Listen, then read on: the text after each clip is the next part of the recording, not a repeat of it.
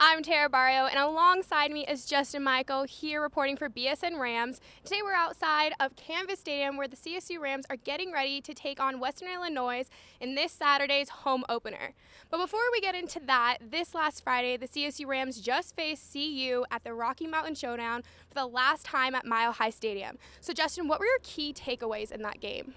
This was an interesting game overall. Ended up being a 21-point outcome. The game was much closer than the score would have indicated. CSU finished with more total yards in the game. They led time of possession, more first downs. Hill had 150 more passing yards than Steven Montez did. So there are a lot of positives if the Rams can build off this game, especially offensively. The biggest thing is going to be turnovers. You can't turn the football over 4 times, especially when you don't force any of your own. Losing the turnover margin 0-4. You're almost always going to lose the football game. And Mike Bobo has emphasized that throughout the week. He said it after the game. I know he took a lot of criticism for, coming out hot about the officials. But, as he said, they got their ass beat. And they got their ass beat because they turned the football over. Yeah, and I like how you mentioned the refs because after the game, Coach Bobo did mention how he was frustrated with the refs. So my question to you is, do you really believe that the refs played a huge factor in Friday's loss? I wouldn't say that the officiating was the difference between winning and losing in this game.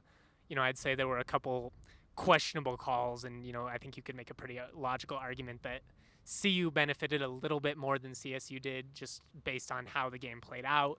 But, in the end, like I said, turnovers were the biggest difference in this game. You don't turn the football over 4 times, you're probably not going to be focusing on some of those missed calls. So heading into Saturday's home opener against Western Illinois, what does CSU need to do in order to improve from last Friday going into Saturday? The big thing is turnovers. We just talked about that. Tough to win when you turn the football over 4 times. Defensively, I think you're going to want to try and control the pace of the game. Western Illinois has a lot of eye candy, a lot of motion. They're going to want to play fast and try and catch CSU off guard. We saw a little bit in the showdown where CU was able to have some success going in tempo, hit a big play, run to the line of scrimmage, don't sub, get another play off. At one point, CSU actually got called for an illegal substitution because of it. So I'm looking for the defense to keep up with the pace of this Western Illinois offense, and then tackling. The tackling has to be better. Mike Bobo, after the game, definitely wasn't pleased with it. Since then, he's walked back a little bit, has mentioned that the pursuit was good, the effort was good. It got a little sloppy there at the end. Fontenot, CU's running back, was able to break into the end zone through a couple of missed arm tackles. But overall, I'm just looking to see how this defense responds. You're playing an offense that they can move the football a little bit, but it's definitely less explosive than what they had to face last week. You need to capitalize. So putting CSU and Western Illinois against each other, how do you think this game will match up? Do you think this should be a game that CSU should have in the bag, or do you think it's definitely going to be a battle? Western Illinois has some athletes. I don't think this is necessarily a game where you're going to be like, we got this. But at the end of the day, it's an FCS team. If you are a program like CSU, this is absolutely a game that you have to expect to win. I'm sure Western Illinois will make some plays. Like I said, they have some athletes, especially in the backfield and on the perimeter. So I do think they will be able to score a little bit. But in the end, I see the Rams winning this game fairly, I don't want to say easily, but I think they pull away and it ends up being a nice home victory to open the season. Yeah, and now that we kind of have a taste for him in game action, do you think Colin Hill has the opportunity to take the Rams to a bowl game this year? Oh yeah, absolutely. I mean, if I'm a CSU fan, I feel great about Colin Hill, especially after that game. I know he turned the ball over 3 different times, but on the fumble, he got blindsided. Marvin Kinsey missed his pickup.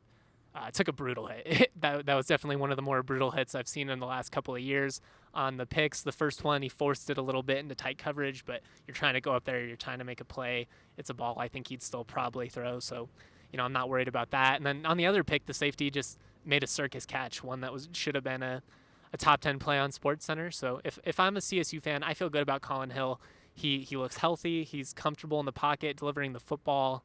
He's got all the skills it takes to lead this team to a bowl game. Awesome. Well, we will find out this Saturday at 2 p.m. against Western Illinois right here. I'm Tara Barrow with Justin Michael reporting for BSN Rams.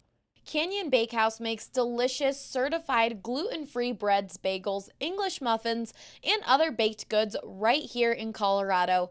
Their gluten, dairy, nut, and soy-free products make it easy for families to enjoy the taste and texture of fresh bread so everyone can love bread again. Find them at any major grocery store in the freezer or fresh bread aisle and visit canyonglutenfree.com to grab a coupon.